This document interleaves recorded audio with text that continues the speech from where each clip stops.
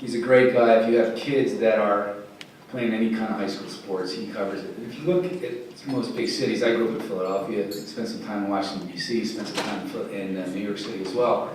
Not big cities don't cover high school sports the way he does. It's been imitated and it failed, and he's still king of the hill. Historically, he's a Wisconsin boy. He went to a college called St. Norbert's College. And St. Norbert's College up till 1955 was a seminary. So I think that's the reason he went there. But it's a liberal arts Catholic college in Wisconsin, and it's famous for training camp for the Green Bay Packers, right, Paul? Yes. There you go. So that's a little fact. He's been with KUSI since 1998 and has done an incredible job with that program. They've won, correct me if I'm wrong, is it 9 Emmys? Something like that. Something like that. Who counts when you're that famous anymore? But he's won 9 Emmys for his work. He's adored by every kid who plays high school sports in this town.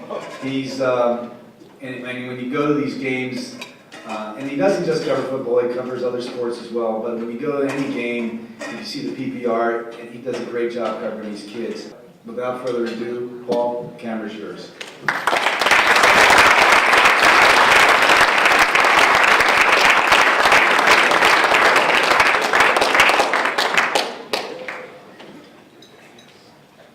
I like doing speeches where I can have a beer at the podium. Is it all right if I close this laptop? Yeah. Okay. Good evening. I'm coming to you from Torrey Pines, the golf course. For those of you who don't know, Harris English is your halfway leader of the Farmers Insurance Open. He holds a 2-stroke lead over 3 other golfers. I apologize for my windswept appearance, but I've been out in the elements for the better part of the day. Before we get started, I'd like to introduce 2 important people who are helping with this production. Thomas Coughlin, could you come out from behind the curtain? And Mr. Joe Healy, our Game of the Week photographer for the Prep Pigskin Report for the better part of 12 years. They are 2 loyal, well, Thomas owes me because he's about to become the digital blah, blah, blah, executive vice president at KUSI TV, and he's like 12 years old, so he's getting a big time job because of me. So he has to kind of be here. Joe is just a good guy who I guilted into filming this. The reason why is he's got to make a DVD copy of this talk tonight. My mother is back home in Madison, Wisconsin, and her first question, man, when I told her that Dr. Jankowitz asked me to speak here tonight, she said, "What in the hell are you going to talk to a bunch of doctors about?" It's a valid question, which I hope to try to answer. I'm here. Anybody else, if they had asked me, I would have told them, it's Friday night. I got to get my groove on. But I would be walking with a much more pronounced limp, if not for the skills of Dr. Jankowitz. He changed my life for the better, and I owe him this appearance, and so that's why I'm here tonight. My theme, well, you guys see these headlines all the time, and I'm sure let's stipulate that football is a very dangerous sport. And you guys know it better than I do. Even at the higher level you play, the more dangerous it becomes, and I encounter it all the time, and I'm guessing you do as well. Parents who come to you with that participation signature that's required, and you struggle with it because there's the risk of life-threatening injuries playing the sport of football at the high school level, and I can understand the dilemma. But I believe that sports teaches lessons that make the risk-reward scale tip in the favor of reward and in favor of playing. I'm living proof of that, and I'd like to tell you my story. My story starts with this guy right here. You are looking at number 25, Ronald C. Rudy. Ironically, he would grow up to be, just like you all are, a successful orthopedic surgeon. But right here, he is 18 years of age. He is a 2-way starter on what is considered the greatest high school football team ever in the state of Wisconsin, the 1950 and 51 Kenosha Red Devils. Kenosha, for those of you who don't know, is a blue-collar town located some 45 miles north of Chicago. It was the home of American Motors. It's made up of mostly Italians. blue-collar Italians, hard-working blue-collar Italians. But this year, in 1950, they are known for the Red Devils. They did not lose a game. They did not lose a game for 2 years. In fact, they never play a game that is close. Their average margin of victory is 28 points. They are the greatest team of their generation. They featured a running back by the name of Alan Amici. He is pictured right here. For those of you who don't know, Alan Amici is an NFL Hall of Famer. He was a Heisman Trophy winner. But as to hear my dad tell the story, the reason why Amici was so successful at the high school level is defenses were keen on him and allowing Amici to run free. I digress. We're talking about a once-in-a-lifetime football program, dozens of D1 scholarship offers. Amici went on to Wisconsin, where his number is retired. My father took a full ride at Marquette. He would later put himself through medical school. After a short stint in the Navy, he would begin his career as an orthopedic surgeon, which brings us to this lad. You are looking at Paul Wendell Rudy, I believe age 4 right there. This picture sums up the role of football in my life. When other kids were reading Dr. Seuss, I was reading my dad's scrapbook. There were no green eggs and ham for moi. I was reading things like Ron Rudy is a dipsy-do ghost of a back. My father put me to bed reading his scrapbook. No lie. In fact, when the kids would gather in our neighborhood, we did not play football per se. What my father would do is break out his old Kenosha playbook, and we would line up in the T formation and we would run plays. Inevitably, we would run this play. You are looking at the 46 Crossfire. This play, the number 25 is the running back. That would be my father. It was a misdirection play that resulted in an average of 10 yards per carry. They scored once every 4 times they ran it. I liked it because I thought the name was cool, Crossfire. I know for some of you who are not into football X's and O's, the crossfire comes from the misdirection and also has to do with the blocking pattern. More on that as later. Now, is it all right if I sip my cocktail while we do this? Yeah. Or, one moment, please. You all following the story so far? Am I boring you yet? All right, continue with your meal. All right. So, a young physician with a family to feed, looking to build his practice. What better way to do it than to go to attend high school football games now in Madison, Wisconsin, where he began his practice. Go there, you're bound to get some business on working the sidelines, right? I got to go, if I was a good little boy, I would get to ride shotgun and be my father's assistant. And at age 9 or 10, I would be working the sidelines with my dad, carrying his medical kit. It was a hoot. I remember one cold Friday night. You are looking at Otto Breitenbach. He is an iconic football coach in Madison, Wisconsin. Now deceased, passed away, I believe, in 2005. But his Lancers of La Follette were playing in the city championship game. They were heavily favored, lost the game on a last-second turnover in the final minutes of the contest. One of the players was injured. We went into the game afterwards, and as a young boy, it was my first encounter with grown men sobbing. Now, they weren't grown men. They were high school kids, but when you're 9, it feels like grown men. And I remember Otto, to this day, strolling into the locker room and demanding that the waterworks be turned off. Stop the crying! The room went silent. He went on to proceed, and he gave this talk. He said, I don't care if you're city champions. What I care, and he proceeded to give his life philosophy. 1, I want you to be a gentleman. 2, I want you to be a student. And 3, an athlete. In that order. Now I'm age 9 or 10, and since then I have gone to nice schools. I have read books, and I have taken classes and been taught by the... This is the only damn thing I remember. This is my life philosophy. Coach Otto Breitenbach at age 9 gave me my life philosophy. Before we move on, could you just give me one clap for Otto Breitenbach? All right. That was a painful moment. And sure enough, I would go on to experience some painful moments. You are looking at Paul Wendell Rudy, age 17. Good-looking buck. He was a sure-handed wide receiver. The coaches said about this young man, he had great sideline awareness. That is a polite way of saying he is a wuss.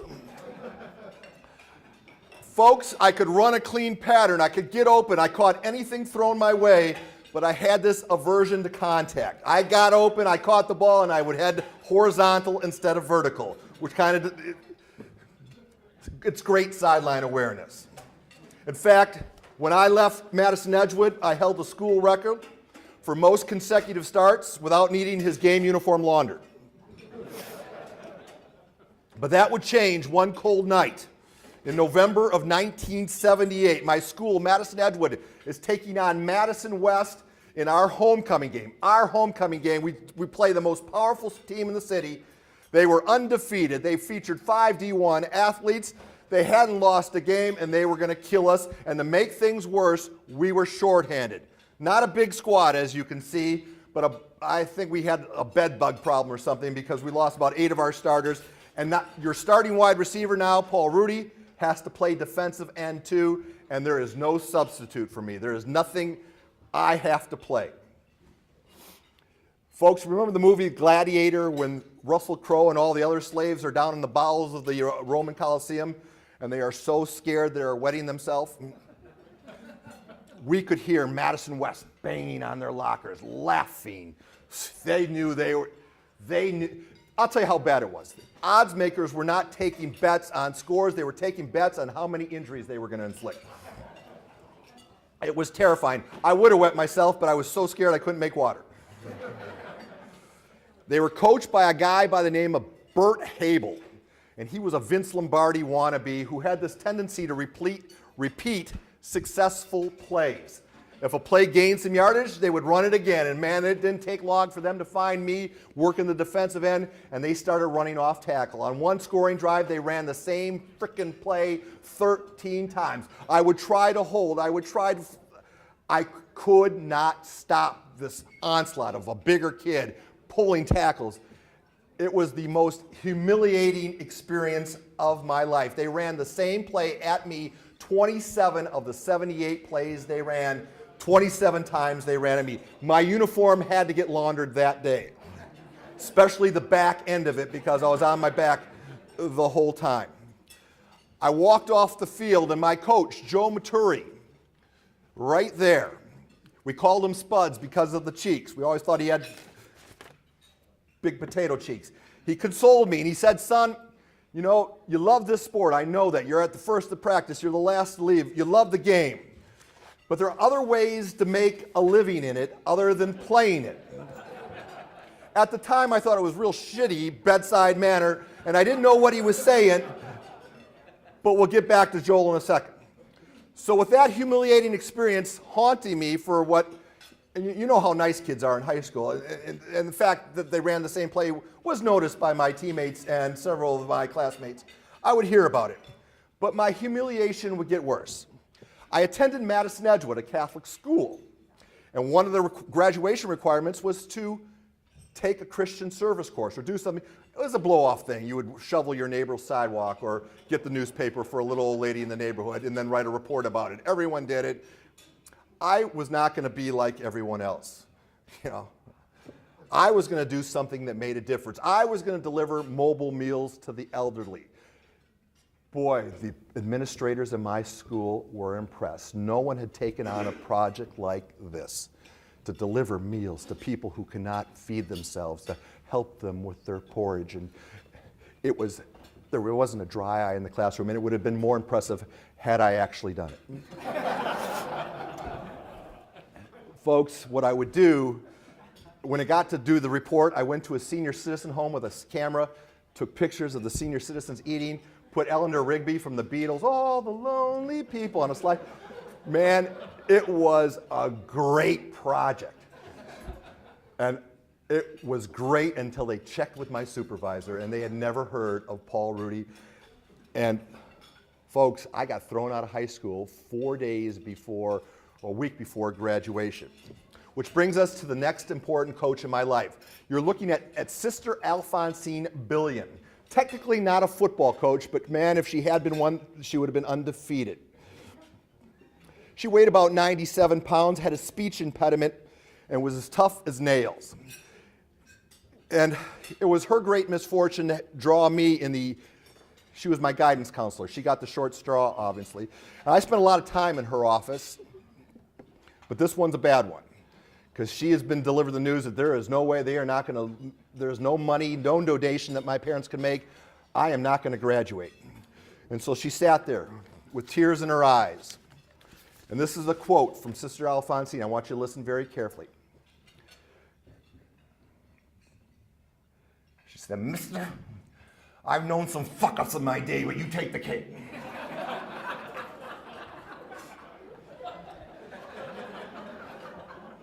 Now that was a wake-up call, because here's a woman who has devoted her life to serving mankind and God, and she's dropping F-bombs in her office.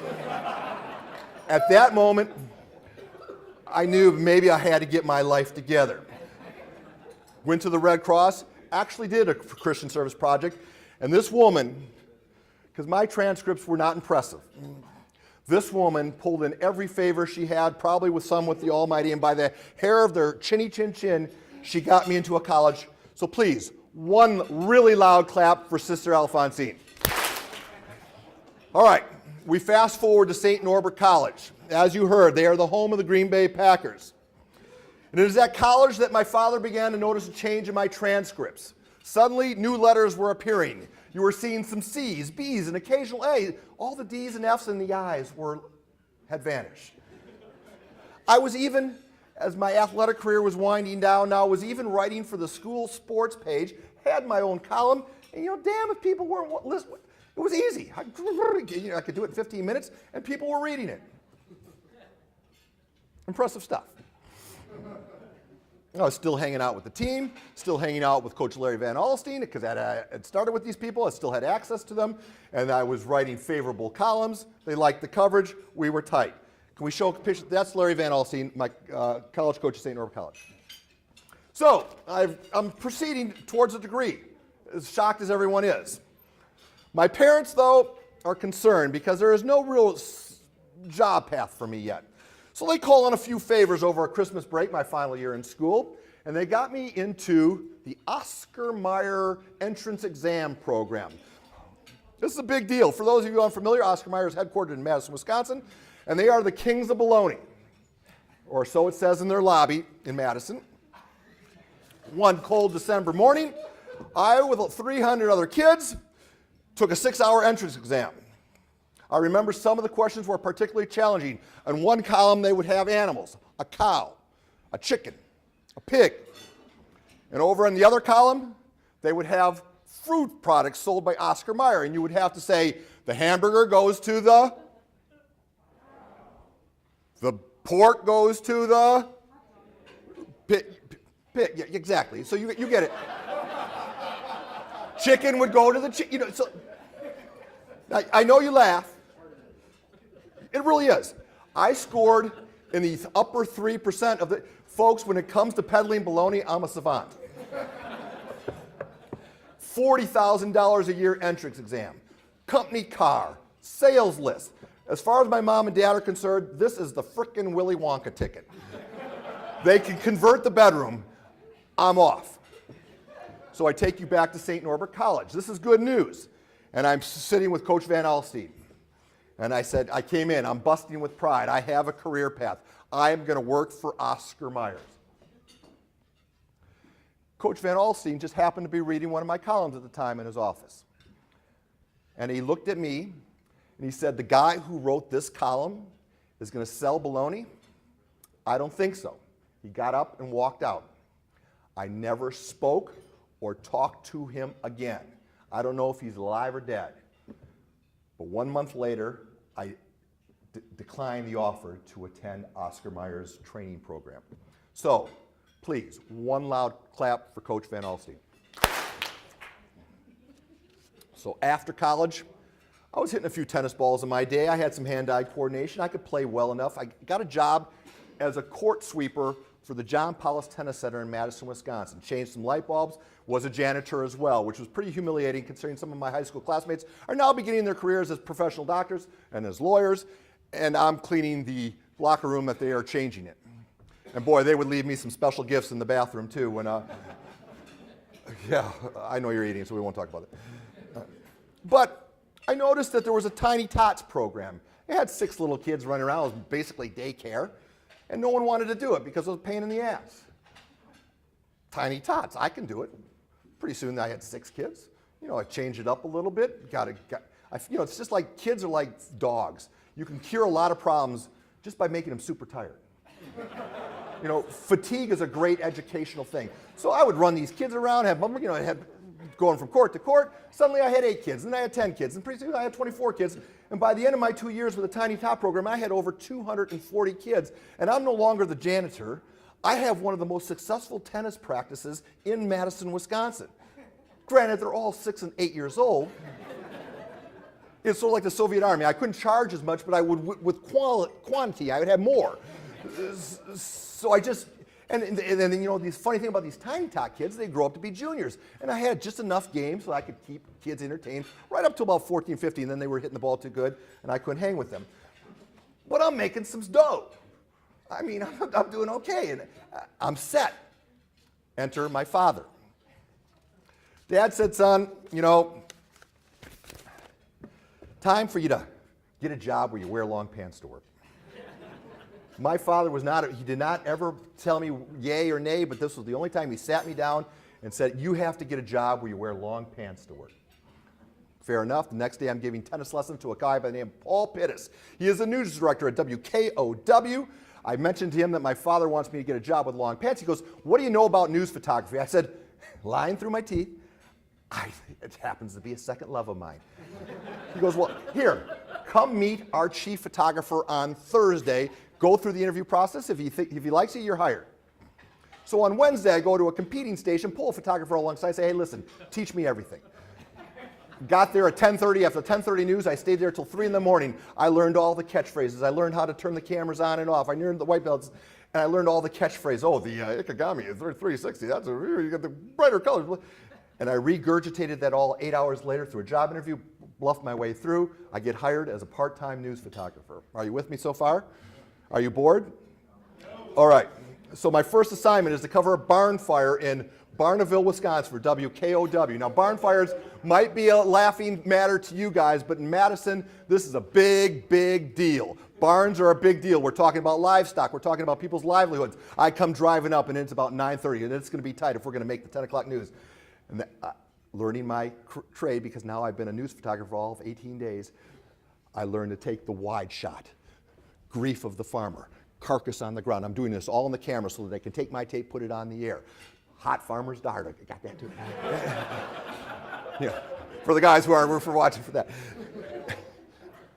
I got all those pictures and I edited them right in the camera. I did everything a seasoned newspaper. I got into the car. Now it's 9:45. Squad 15, I'm ETA, 10 minutes, we're gonna go live with this, I'll have it there. And I drove like a bat out of hell in that little Toyota, whatever it was, and I got, you know, navigating, sliding, I got into that parking lot, came racing out, had the tape in my hand, they put it on the air, and they go, well, no, we're gonna, Paul, you know, the anchor, Ben Bad or whatever, said, we are gonna take the fire with this video just in. They take the video, and everything was blue. I had forgotten to white balance, so it was a humiliating, it was just a disaster. What was supposed to be a very serious story became kind of a comedic piece because the raging inferno just doesn't look good when it's all blue. Called on the carpet, I was demoted to sports. 30 years later, I'm still working as a sportscaster. But I want to share with you one image from my first sportscast. This, much to my father's chagrin, I am still wearing shorts to work.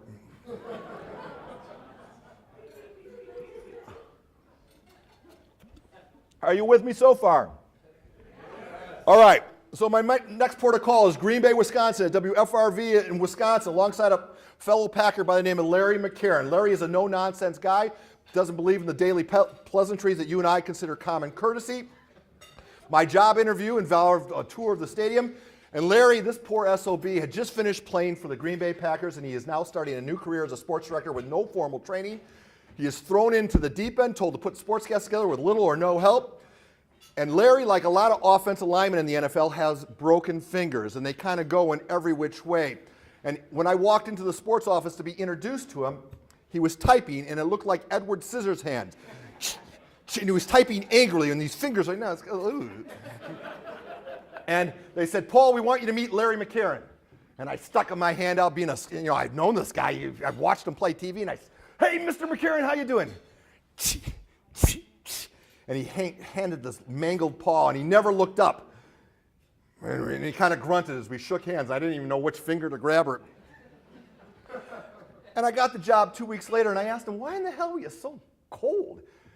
And he said, mister, I don't learn their names until they make the team. And from that moment on, I knew I had a life coach. This guy, before Brett Favre came along, he played 168 consecutive starts. He was a 12th round draft choice, just undersized, very much like Nick Hardwick, just a try-hard guy who became a 2-time Pro Bowler, played a football game 7 days after having his hernia surgery. And I asked him, why would you not just take a week off? And he said to me, mister, you don't want them to know they can live without you. And that's when I thought, whoa, that's a pretty heavy piece of advice. So I worked every holiday. I worked every crappy shift that no one wanted to work, did every crappy story that no one ever wanted to do. And it's amazing if you just show up in life how you can sometimes move forward. So please, a really, really loud clap for a dear friend and my life coach, Mr. Larry McCarron. All right, so using his life philosophy of never letting them know they can live without you, I quickly moved through to places like Florida and to Kansas City. I even worked 13 years into my career. I'm working at Fox Sports Los Angeles. I am a national sports guy. 13 years in, I've exceeded my limitations by tenfold. Truly. Unfortunately, I'm assigned to cover Super Bowl 31 in New Orleans.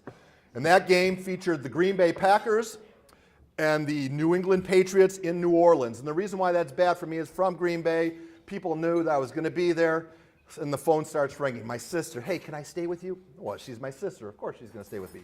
My best buddy, hey, Paul, can Bob and I crash with you? Make a long story short, 7 people are staying in a hotel room designed for one. It's like pigskin Caligula. I mean, what is going on the floor? It was just so... I missed production meetings. My work suffered. My commitment was questioned. And for the first time in my life, I have been fired from a TV job. What I thought was my dream job, I got fired. But they made a mistake, and they fired me before my contract rolled over, so they owed me 2 years of pay. I'm living in Los Angeles, drawing a full salary, and the Rolling Stones are touring behind Bridges of Babylon. I saw the Stones in 10 different cities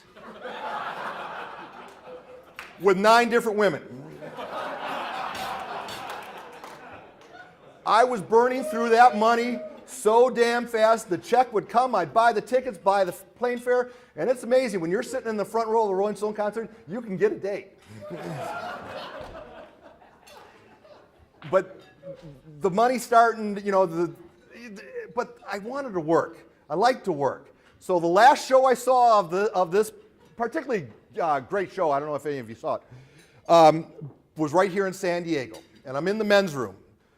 And I hear 2 guys talking about an opening at KUSI TV. So I thought, hell, I'll just crash here. I go to the cold call of the place, and I meet a new age news director by the name of Greenberg. And he pulled me into his office, young guy, he had flip-flops on, just kind of, unlike any other interview process I've ever been to. And he said, I want you to close your eyes and tell me when you think a minute has passed by. Well, I'd been up all night. I'm wearing the clothes I went to a concert in. 2 minutes and 39 seconds later, he's shaking he goes, I've never had anyone make it past a minute before. I got the job at KUSI. Now, I've worked at a number of stations with a lot of quality people, and I've stolen every good idea from everybody I've respected.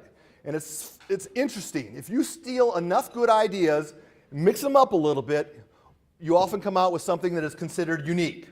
For me, it is this show, the Prep Pigskin Report. Started as a 15-minute extended sportscast. It has grown into a 65-minute extravaganza. I say with great pride, I think it is the best of its kind. I honestly think we are the gold standard in high school sports coverage. I think we're one of the best sports shows around, high school or not. That's just me. When we first started, we had 6 people working on the show. I remember one of the original photographers coming to work late in one of those early years, and I said, "How in the hell can you be late?" And he pointed at an anklet bracelet on his ankle, and he said, "My home monitoring system won't stop beeping." No lie. Now we have 88 people working on the show, and we're paying them top dollar, right, Joe? That's right. We get dozens and dozens of applications to work on our show. We have young people. We have Joe.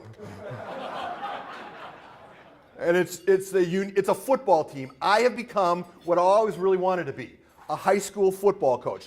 Now I want to demonstrate the growth of the show by showing you, back in the day we used to open the show with creative opens. Dr. J mentioned one of them. It just so happens we have it right here. Please witness a 2006 open called eHarmony.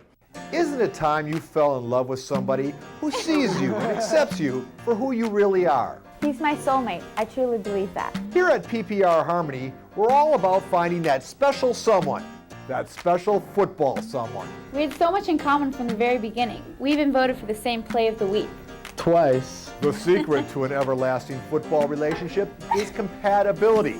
We'll find that special someone for you based on who you really are. Whoever thought a flute player could be funny?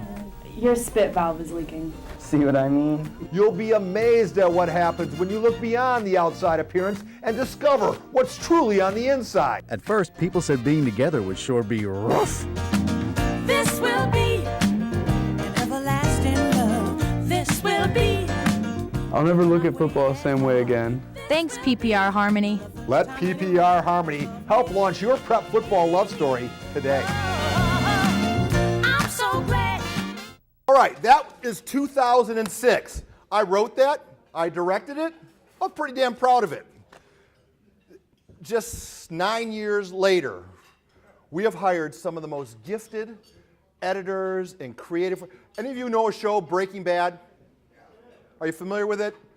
For some of you who aren't, this next one, you might not even like this, but what I want you to look at is the evolution of our show and the production values, not so much the editing, but just look at the look. It shows you how this show has grown. Roll Breaking Bad, Tom.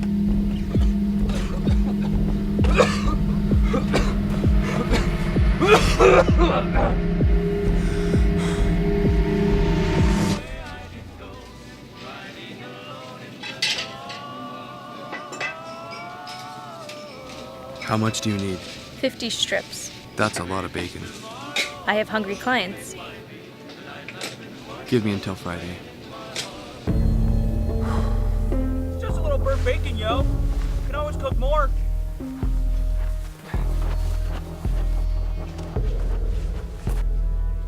Don't you get it, Jesse? We're practically out of time. Not to mention we have almost no curing salt left. So, like, what's the plan then, yo? Get in the RV.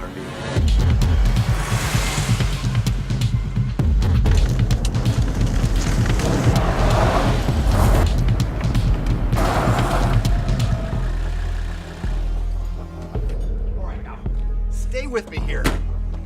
Zombies. Hello? Some people are immune to good advice.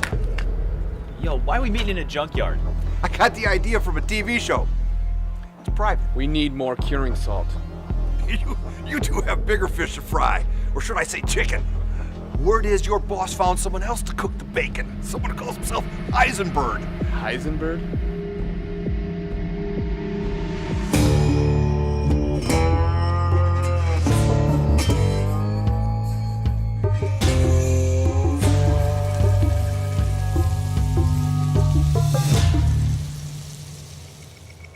And the San Diego chicken? Bacon and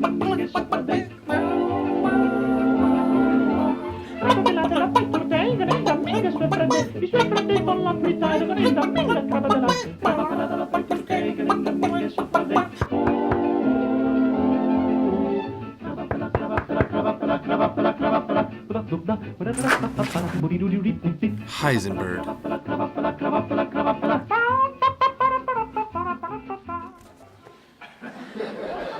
I know long, I know, I get it, but guys, you have to understand, for a little old high school, that is, if you know the show, you know how spot on it is. So, as I wrap this up, I'm going to leave you with my favorite PPR memory. A couple years back, I was asked to attend to a Steel Canyon fundraiser for Coach Ron Bemke. And one of the fundraiser things, I won a raffle item where I got to design a play for the team. Guess what play I designed? The 46 Crossfire. Now, I'm a sportscaster with not a lot of credibility for a high school football athlete. So I said, I'm going to be like Daniel Day-Lewis. I am going to get into the bit. And I walked onto that field and I had my game face on and I remembered all the mean things coaches said to me, and I just started grabbing kids by the face mask, and I remember shouting, "Hey, 74! You call that a football stance? You can't go left, you can't go right. The only thing that stance is good for is taking a dump." And I taught them the 46 Crossfire. Take a look. Our story begins at an August fundraiser for the Steel Canyon football team. One of the silent auction items was called Draw the Play. So my mom bid on it and ended up winning it. So I think it was her scheme to actually have Paul, be the one to make that play call, and she's the one that contacted him. Coach Bemke's mother did not have to offer twice. Okay, fullback comes this way. You come this way, jab step. Why the 46 Crossfire? Well, for that we go back in time. The year is 1950, and the Kenosha Red Devils are beginning a 2-year reign that would earn them the title, the greatest prep football team in Wisconsin State history. In the backfield, future NFL Hall of Famer Alan Amici and a dipsy-do ghost of a back named Rudy, Ron Rudy. So this is the RCR formation, okay? That's a tribute to the old man. The 46 Crossfire is going to go like this. 2 weeks after that coaching session, the Cougars welcomed Santana to Steel Canyon. Coach Bemke's offensive coordinator, Haran Hutchinson, sending in the play. I think it's time to run 46 Crossfire. Definitely think it's time to run 46 Crossfire. Hey, look, let's run 46 Crossfire out of the right hip for boys. RCR 46 Crossfire, short yardage, let's go score. All right, let's go. It wasn't like a Steel Canyon play, it was just a random fancy play, so, that was pretty awesome. I definitely plan on telling my kids about my high school football career, and if I ever have a highlight of that game, I'm definitely going to tell them on how that touchdown took place. From 1950 to 2009, the 46 Crossfire lives on. A nearly 60-year-old misdirection play handed down from a father to a son, from the Red Devils to the Cougars. The kids saw, Paul, when he came out and coached up the play, they saw how much it would mean to him if we could bring this play back to life. So, yeah, I'd say the spirit of Ron Rudy was there, yeah. Paul Rudy, KUSI Sports. All right, so the show ends at midnight. They've scored. I call my dad, who's now, it's 2 in the morning in Madison, Wisconsin. He answers on the first ring. I say, "Pop, they scored." I thought it was a Girl Scout squealing on the other end. He was so excited. Didn't think much about it. 4 months later, the old man having his 5 o'clock martini. He's watching Bill O'Reilly. Takes a nap. Doesn't wake up. Leaves us at age 76. Hey, the martini was unspilled in his hand. God bless we all go so peacefully, right? So we gather in Madison, we cry our tears, we tell our stories, and we bury the old man. I'm in his office the night before the funeral, and I'm looking up at all the degrees, all the pictures of people he had met, all the fish he had caught, the bears he had hunted. It was a pretty impressive life. I go flick on his computer. Guess what story came up? 46 Crossfire.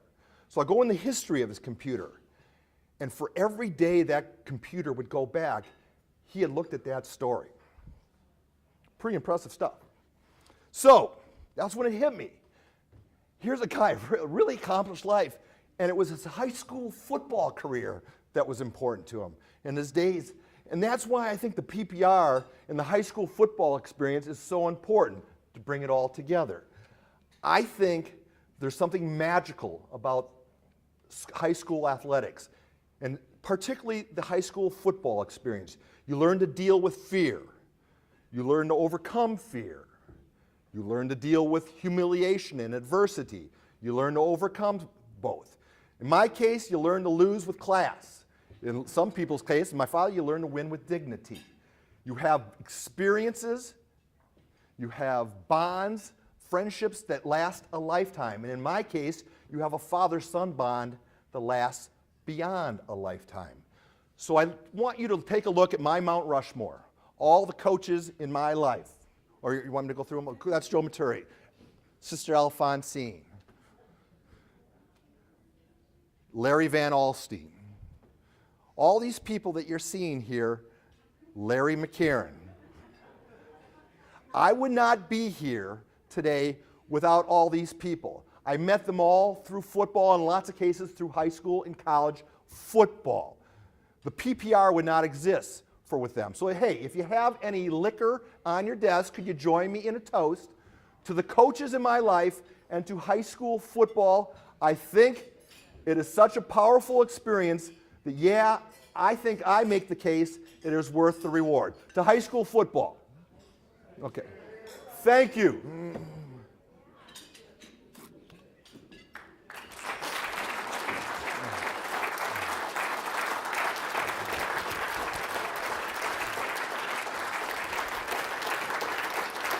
Hey, thanks a lot.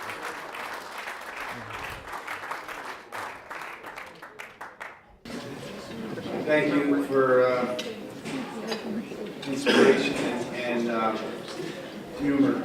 I knew it would be good, but I didn't know it would be that good. So thank you very much for your time. Thanks for coming out today. And I know you're not walking without a limp, but in honor of the San Diego Orthopedic Society, I'm going to present you with a plaque. There's going to be a little bit of change on the one name. That's right. Oh, you know what? They still call me Runny Over. Thank you. I want to keep it like this. All right. Thank you, everybody.